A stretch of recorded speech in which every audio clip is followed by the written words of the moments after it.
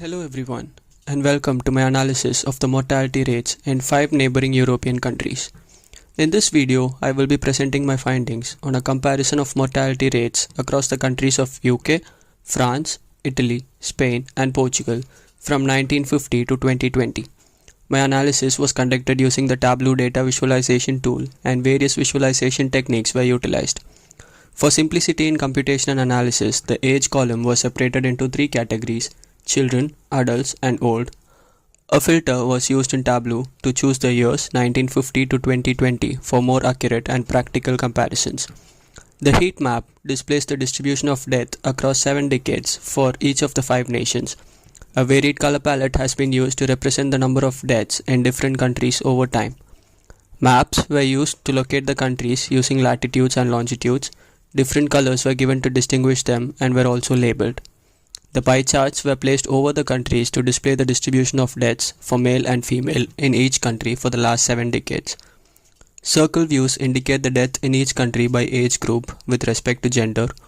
The colors mentioned here were used to classify the age categories, with a lighter shade for male and darker shade for female.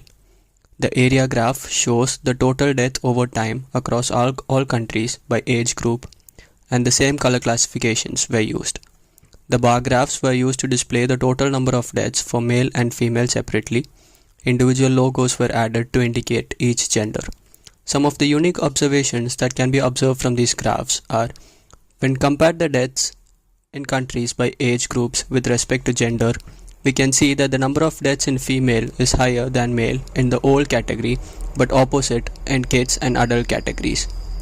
Looking at the total death over time across all countries by age group, we can see that the death trend is similar for adults and old categories, but the death count for children is drastically reducing over time in the last 7 decades for all the 5 countries. Also, by looking at the death distribution graph for all countries, we can see that the United Kingdom is the only country where death counts are reducing after a slight increase, while all other countries' death counts continue to increase over the years. In conclusion, my analysis shows there are significant differences in mortality rates across the 5 neighboring European countries over time. By using a variety of visualization, I was able to identify unique observations such as the differences in death rates by age group and gender, and the varying trends in mortality rates across the different countries. I hope that this analysis was insightful and informative, and thank you for watching.